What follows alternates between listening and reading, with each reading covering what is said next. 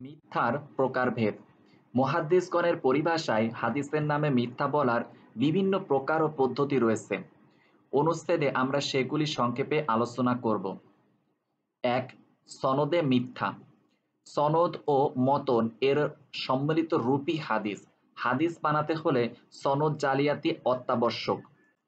আবার অনেক সময় সনদ জালিয়াতিই ছিল জালিয়াতের মুখ্য উদ্দেশ্য। মিথ্যাবাদীগণ তাদের উদ্দেশ্য ও সামর্থ্য অনুসারে সনদে জালিয়াতি করত। এদের জালিয়াতি কয়েক ভাগে ভাগ করা যায়। ১. বানোয়াট কথার জন্য বানোয়াট সনদ। সনদ ছাড়া কোনো হাদিস গ্রহণ করা যেত না, কাজেই একটি মিথ্যা কথাকে হাদিস বলে চালাতে হলে তার সাথে একটি সনদ বলতে হবে। অধিকাংশ ক্ষেত্রে জালিয়াতগণ নিজেরা মন গড়াভাবে বিভিন্ন সুপরিচিত আলেমদের নামে একটি সনদ বানিয়ে নিত, অথবা তাদের মুখস্থ কোনো সনদ সকল বানোয়াট হাদিসের সাথে জুড়ে দিত। আমরা উপরে আলোচিত বিভিন্ন বানোয়াট হাদিসে এর উদাহরণ দেখতে পেয়েছি। এভাবে অধিকাংশ বানোয়াট হাদিসের সনদও মন গড়া। একটি উদাহরণ দেখুন। ইমাম ইবনু মাজাহ বলেন, আমাকে সাহল ইবনু আবি সাহল ও মোহাম্মদ ইবনু ইসমাইল বলেছেন। তাদেরকে আব্দুস সালাম ইবনু সালিম আবু সালত হারাবি বলেছেন, আমাকে আলী রেজা, তিনি তার পিতা মুসা কাজিম, তিনি তার পিতা জাফর সাদিক, তিনি তার পিতা মোহাম্মদ বাকির, তিনি তার পিতা আলী জাইনুল আবেদিন, তিনি তার পিতা ইমাম হুসাইন রাদিয়াল্লাহু আনহু, তিনি তার পিতা আলী রাদিয়াল্লাহু আনহু থেকে বলেছেন, রাসূলুল্লাহ সাল্লাল্লাহু আলাইহি ওয়াসাল্লাম বলেছেন, ঈমান হলো অন্তরের মারিফাত বা জ্ঞান, মুখের কথা ও বিধিবিধান অনুসারে কর্ম করা। তাহলে অন্তরের জ্ঞান, মুখের স্বীকৃতি ও কর্মের বাস্তবায়নের সমষ্টি নাম হলো ঈমান বা বিশ্বাস। কথাটি খুবই আকর্ষণীয়। তা অনেক তাবেঈ ও পরবর্তী আলিম এভাবে ঈমানের পরিচয় প্রদান করেছেন। ইমাম মালিক, শাফিঈ, আহমদ ইবনু হাম্বল প্রমুখ এই মত গ্রহণ করেছেন। পক্ষান্তরে ইমাম আবু হানিফা বলেন, ঈমান মূলত মনের বিশ্বাস, মুখের স্বীকৃতির নাম। কর্ম ঈমানের অংশ নয়, ঈমানের দাবি ও পরিণতি। ঈমান ও কর্মের সমন্বয়ে ইসলাম। এই হাদিসটি সহিহ বলে তা ইমাম আবু হানিফার মতের বিভ্রান্তি প্রমাণ করে। কিন্তু মুহাদ্দিসগণের নিরীক্ষায় হাদিসটি ভিত্তিহীন ও মিথ্যা বলে প্রমাণিত হয়েছে। পাঠক লক্ষ্য করুন, এই সনদের রাবীগণ রাসূলুল্লাহ সাল্লাল্লাহু আলাইহি ওয়াসাল্লাম বংশের অন্যতম বুজুর্গ ও শিহা মাযহাবে ১২ ইমামের ৭ জন ইমাম। এজন্য সহজেই আমরা সরল প্রাণ মানুষেরা ধোঁকা খেয়ে যাই। কিন্তু রাসূলুল্লাহ সাল্লাল্লাহু আলাইহি ওয়াসাল্লাম এর জান্নাতের হেফাজতে নিয়োজিত মুহাদ্দিসগণকে এভাবে প্রতারণা করা সম্ভব ছিল না। তারা তাদের নিয়মে হাদিসটি পরীক্ষা করেছেন। তারা তাদের নিরীক্ষায় দেখেছেন যে সনদে উল্লেখিত ৭ প্রসিদ্ধ ইমামের কোন ছাত্র এই হাদিসটি বর্ণনা করেননি এবং অন্য কোন সনদেও হাদিসটি বর্ণিত হয়নি। শুধুমাত্র আব্দুস সালাম আবু সালত দাবি করলেন যে ইমাম আলী রেজা তাকে এই হাদিসটি বলেছেন। এভাবে আমরা দেখতে পাচ্ছি যে রাসূলুল্লাহ সাল্লাল্লাহু আলাইহি ওয়াসাল্লাম এর ইন্তেকালের ২০০ বছর পরে এসে আবু সালত নামের এই ব্যক্তি হাদিসটি প্রচার করছেন। মুহাদ্দিসগণ তুলনামূলক নিরীক্ষার মাধ্যমে দেখেছেন যে আবু সালত আব্দুস সালাম নামক ওই ব্যক্তি অনেক হাদিস শিক্ষা করেছেন এবং বর্ণনা করেছেন, কিন্তু তার বর্ণিত হাদিসের মধ্যে অগণিত ভুল। তিনি এমন সব হাদিস বিভিন্ন মুহাদ্দিস ও আলেমের নামে বলেন যা তাদের অন্য কোনো ছাত্র বলেন না। এতে প্রমাণিত হয় যে তিনি হাদিস ঠিকমতো মুখস্থ রাখতে পারতেন না। তবে তিনি ইচ্ছাপূর্বক মিথ্যা হাদিস বলতেন কিনা তা নিয়ে তারা কিছুটা দ্বিধা করেছেন। ইয়াহইয়া ইবনু মাইন ও কতিপয় ইমাম বলেছেন যে তিনি ব্যক্তিগত জীবনে ভালো ছিলেন বলেই দেখা যায়। শিয়া হলেও বাড়াবাড়ি করতেন না, কিন্তু তিনি অগণিত উল্টাপাল্টা ও ভিত্তিহীন হাদিস বলেছেন যা আর কোনো বর্ণনাকারী কখনো বর্ণনা করেননি। তবে তিনি ইচ্ছা করে মিথ্যা বলতেন না বলে বোঝা যায়। পক্ষান্তরে আল-জুজানি, উকাইলি প্রমুখ ইমাম বলেছেন যে তিনি মিথ্যাবাদী ছিলেন। যারা তিনি অইচ্ছাকৃত ভুল বলেছেন বলে মনে করেছেন তারা হাদিসটিকে বাতিল, ভিত্তিহীন, খুবই জয়ীফ ইত্যাদি বলে অভিহিত করেছেন। আর যারা তাকে ইচ্ছাকৃত মিথ্যাবাদী বলে দেখেছেন, তারা হাদিসটিকে মাওজু বা বানোয়াট বলে অভিহিত করেছেন। অষ্টম হিজরি শতকের প্রসিদ্ধ মুহাদ্দিস ইবনুল কাইয়িম মুহাম্মদ ইবনু আবি বকর হাম্বলি মাযহাবের অনুসারী ছিলেন ও আমলকে ঈমানের অংশ বলে গণ্য করতেন। তার মতে ঈমান হলো অন্তরের জ্ঞান, মুখের স্বীকৃতি ও বিধিবিধান পালন। তিনি এই মতের পক্ষে দীর্ঘ আলোচনার পরে বলেন, তবে এই বিষয়ে আব্দুস সালাম ইবনু সালিহ বর্ণিত যে হাদিসটি ইবনে মাজাহ সংকলন করেছেন, সেই হাদিসটি মাওযু, তা রাসূলুল্লাহ সাল্লাল্লাহু আলাইহি সাল্লামের কথা নয়। আমরা দেখছি যে এই সনদে সকল রাবী অত্যন্ত প্রসিদ্ধ, সর্বজনীন, শ্রদ্ধেয় ব্যক্তিত্ব। এই হলো জাল হাদিসের একটা বৈশিষ্ট্য। অধিকাংশ ক্ষেত্রে জালিয়াতগণ তাদের জালিয়াতি চালানোর জন্য প্রসিদ্ধ ব্যক্তিত্বদের সমন্বয়ে সনদ তৈরি করত। তাদের এই জালিয়াতি সাধারণ মানুষকে ধোঁকা দিলেও নিরক্ষর মুহাদ্দিসদের ধোঁকা দিতে পারত না, কারণ সনদে জালিয়াতির নাম থেকে যেত। জালিয়াত যাকে উস্তাদ বলে দাবি করেছে তার নাম থাকত, উস্তাদের অন্যান্য ছাত্রদের বর্ণিত হাদিস, এবং এই জালিয়াতের বর্ণিত হাদিসের তুলনা ও নিরীক্ষার মাধ্যমে মুহাদ্দিসগণ জালিয়াতি ধরে ফেলতেন। জালিয়াতির আরেকটি উদাহরণ দেখুন। ইসমাইল ইবনু জিয়াদ দ্বিতীয় হিজরি শতকের একজন হাদিস বর্ণনাকারী। তিনি বলেন, আমাকে সাওর ইবনু ইয়াজিদ বলেছেন, তিনি খালিদ ইবনু মাদান থেকে, তিনি মুআজ ইবনু জাবাল থেকে বর্ণনা করেছেন। আমরা বললাম, ইয়া রাসূলুল্লাহ, আমরা কি বিনা অজুতে কোরআন স্পর্শ করতে পারবো? তিনি বলেন, হ্যাঁ, তবে যদি গোসল ফরজ থাকে তাহলে কোরআন স্পর্শ করবে না। আমরা বললাম, ইয়া রাসূলুল্লাহ, তাহলে কোরআনের বাণী এর অর্থ কি? তিনি বলেন, এর অর্থ হলো কোরআনের সওয়াব মুমিনগণ ছাড়া কেউ পাবে না। মুহাদ্দিসগণ একমত যে এই হাদিসটি বানোয়াট। হাদিসের ইমামগণ ইসমাইল ইবনু জিয়াদ নামক এই ব্যক্তির বর্ণিত হাদিসসমূহ সংগ্রহ করে অন্যান্য সকল বর্ণনার সাথে তার তুলনামূলক নিরীক্ষা করে দেখতে পেয়েছেন যে এই ব্যক্তির বর্ণিত হাদিস কোনোটিই সঠিক নয়। তিনি একজন ভালো আলেম ছিলেন ও মাওসিল নামক অঞ্চলের কাজী বা বিচারক ছিলেন, কিন্তু তিনি শুবা ইবনু জুরাইস, সাওয়ার প্রমুখ তৎকালীন বিভিন্ন সুপরিচিত মুহাদ্দিসের নামে এমন অনেক হাদিস বর্ণনা করেছেন যা তারা কখনো বলেননি বা তাদের কোনো ছাত্র তাদের থেকে বর্ণনা করেননি। যেমন এখানে সাওয়ার এর নামে তিনি হাদিসটি বলেছেন। সাওয়ার দ্বিতীয় হিজরি শতকের সিরিয়ার অন্যতম প্রসিদ্ধ মুহাদ্দিস ও ফকিহ ছিলেন। তার অগণিত ছাত্র ছিল। অনেকে বছরের পর বছর তার কাছে থেকে হাদিস শিক্ষা করেছেন। কোনো ছাত্রই তার থেকে এই হাদিসটি বর্ণনা করেনি, অথচ ইসমাইল তার নামে এই হাদিসটি বললেন। অবস্থা দেখে মনে হয় তিনি ইচ্ছাপূর্বক এভাবে বানোয়াট হাদিস বলতেন। ইমাম দারাকুতনি, ইবনু আদি, ইবনু হিব্বান, ইবনুল জাউজি ও অন্যান্য ইমাম এই সকল বিষয়ে বিস্তারিত আলোচনা করেছেন। তাকে দাজ্জাল বা মিথ্যাবাদী বলেছেন। তার বর্ণিত সকল হাদিস যা শুধুমাত্র তিনিই বর্ণনা করেছেন, অন্য কেউ বর্ণনা করেনি। এরূপ সকল হাদিসকে তারা মাওজু বা বানোয়াট বলে গণ্য করেছেন। এই ইসমাইল বর্ণিত আরেকটি বানোয়াট ও মিথ্যা কথা যা তিনি রাসূলুল্লাহ সাল্লাল্লাহু আলাইহি সাল্লামের হাদিস হিসেবে বর্ণনা করেছেন। তিনি বলেন, আমাকে গালিব আল-কাত্তান, তিনি আবু সাঈদ মাকবুরি থেকে, তিনি আবু হুরায়রা রাদিয়াল্লাহু আনহু থেকে বলেছেন, রাসূলুল্লাহ সাল্লাল্লাহু আলাইহি সাল্লাম বলেছেন, আল্লাহর কাছে সবচেয়ে ঘৃণিত ভাষা হলো ফার্সি ভাষা, আর জান্নাতের অধিবাসীদের ভাষা হলো আরবি ভাষা। ২. প্রচলিত হাদিসের জন্য বানোয়াট সনদ। আমরা দেখেছি যে অনেক সময় জালিয়াতের উদ্দেশ্য মতো নিজের সক্রিয়তা ও বৈশিষ্ট্য প্রতিষ্ঠা করা, এর জন্য তারা প্রচলিত মতন বা বক্তব্যের জন্য বিশেষ সনদ তৈরি করত। এখানে একটি উদাহরণ উল্লেখ করছি। ইমাম মালিক দ্বিতীয় হিজরি শতকের মুহাদ্দিসগণের অন্যতম ইমাম। তিনি তার উস্তাদ নাফি থেকে আব্দুল্লাহ ইবনে ওমর সূত্রে রাসূলুল্লাহ সাল্লাল্লাহু আলাইহি ওয়াসাল্লাম থেকে অনেক হাদিস বর্ণনা করেছেন। এজন্য মালিক নাফি থেকে, তিনি আব্দুল্লাহ ইবনে ওমর থেকে অত্যন্ত সহিহ ও অতি প্রসিদ্ধ সনদ। এই সনদে বর্ণিত সকল হাদিসই মুহাদ্দিসগণের নিকট সংরক্ষিত।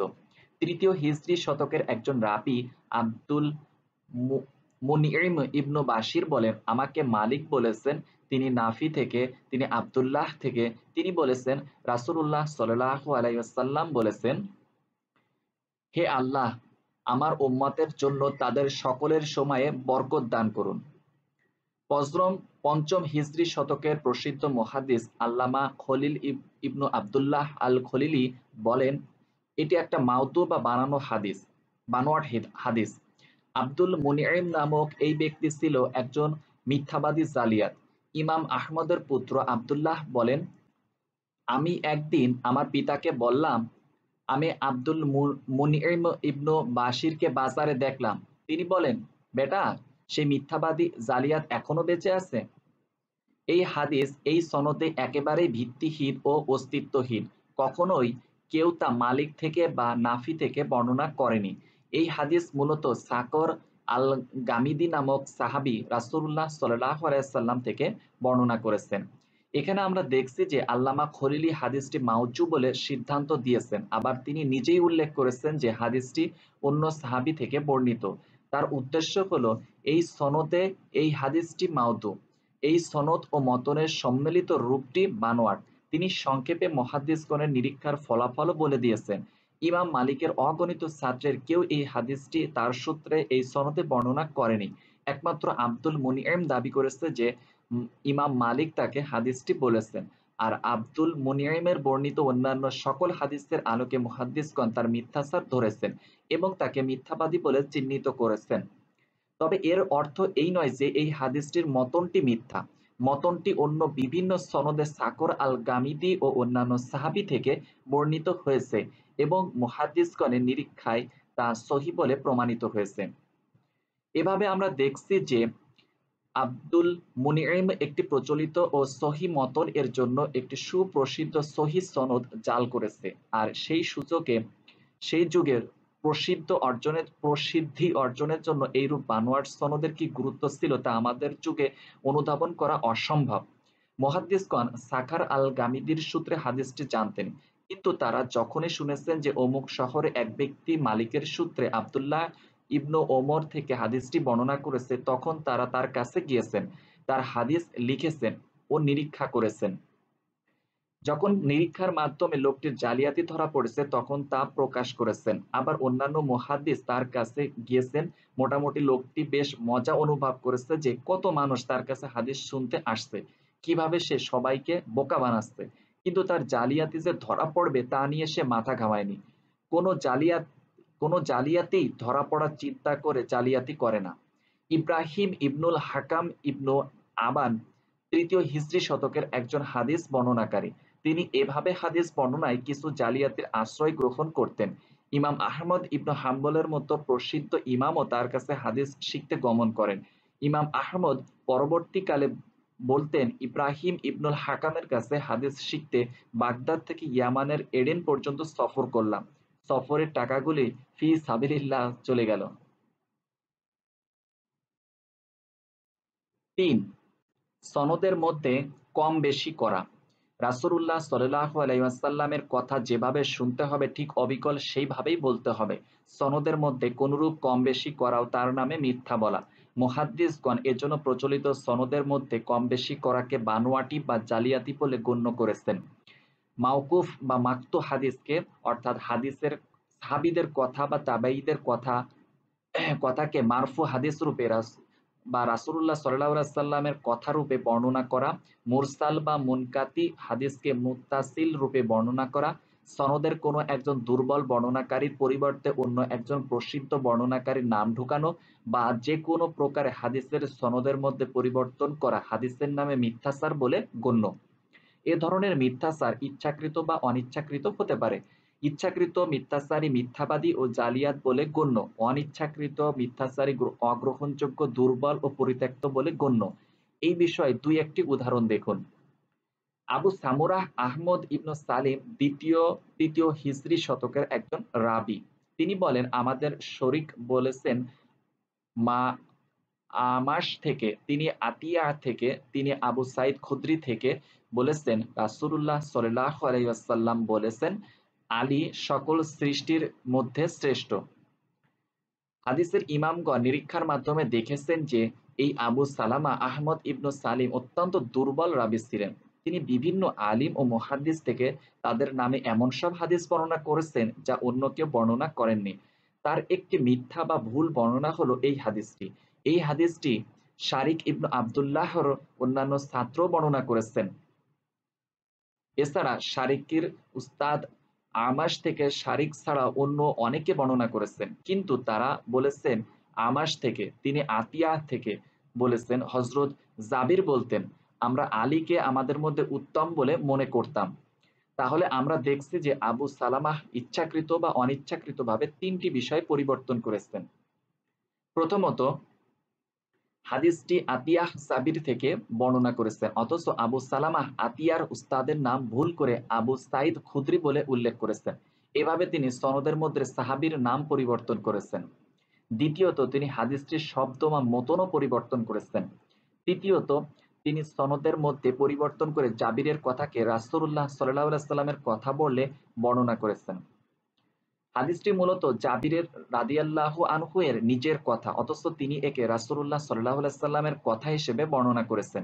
আর এটি হলো সবচেয়ে মারাত্মক পরিবর্তন। কারণ এখানে রাসূলুল্লাহ সাল্লাল্লাহু আলাইহি সাল্লাম যা বলেননি তা তার নামে বলা হয়েছে, যা অত্যন্ত বড় অপরাধ। কোন সাহাবী, তাবেঈ বা বুজুর্গের কথা বা জ্ঞানমূলক প্রবাদকে রাসূলুল্লাহ সাল্লাল্লাহু আলাইহি সাল্লামের কথা হিসেবে উল্লেখ করা মাওজু বা বানোয়াট হাদিসের একটা বিশেষ প্রকার। আমরা একটু পরে বিষয়টি আবারও উল্লেখ করব ইনশাআল্লাহ। ইব্রাহিম ইবনুল হাকাম ইবনু আবান ৩য় হিজরি শতকের একজন রাবী। তিনি হাদিস বর্ণনার ক্ষেত্রে জালিয়াতি করতেন, তবে সনদের মধ্যে। ৩য় শতকের মুহাদ্দিস আব্বাস ইবনু আব্দুল আজিম বলেন, ইব্রাহিম ইবনুল হাকাম তার পিতার সূত্রে তাবেঈ ইকরিমাহ থেকে রাসূলুল্লাহ সাল্লাল্লাহু আলাইহি সাল্লাম থেকে কিছু হাদিস শিক্ষা করেন ও লিখে রাখেন। এই হাদিসগুলি তার পাণ্ডুলিপিতে এভাবে মুরসাল রূপেই লিখিত ছিল। কোন সাহাবীর নাম তাতে ছিল না। পরবর্তী সময়ে তিনি এগুলিতে আব্দুল্লাহ ইবনু আব্বাস, আবু হুরায়রা প্রমুখ সাহাবীর নাম উল্লেখ করে বর্ণনা করতেন। এই সনদগত মিথ্যাচারের ফলে তিনি গ্রহণযোগ্যতা হারিয়ে ফেলেন। ৪. সনদ চুরি বা হাদিস চুরি। হাদিস জালিয়াতের ক্ষেত্রে মিথ্যাচারিতার একটা বিশেষ পদ্ধতি হলো চুরি। হাদিস চুরি অর্থ হলো কোনো মিথ্যাচারী রাবী অন্য একজন রাবীর কোনো হাদিস শুনে সেই হাদিস উক্ত রাবীর সূত্রে বর্ণনা না করে বানোয়াট সনদে তা বর্ণনা করবে। চুরি কয়েক প্রকারের হতে পারে। ১. চোর জালিয়াত। চোর জালিয়াত মূল সনদ ঠিক রাখবে, তবে যার নিকট থেকে হাদিসটি শুনেছে তার নাম না বলে উস্তাদের নাম বলবে এবং নিজেই সেই উস্তাদের নিকট থেকে শুনেছে বলে দাবি করবে। ২. চোর জালিয়াত মূল সনদের মধ্যে কিছু পরিবর্তন করবে। সনদের মধ্যে একজন রাবীর নাম পরিবর্তন করে সে নতুন সনদ বানাবে। ৩. চোর জালিয়াত হাদিসটির মতন এর মতো নতুন সনদ বানাবে। একজন দুর্বল বা মিথ্যাচারী রাবীর বর্ণিত কোনো হাদিস তার মুখে বা কোনো স্থানে শুনে তার ভালো লাগে। হাদিসটির আকর্ষণীয়তার কারণে তারও ইচ্ছা হয় হাদিসটি বলার।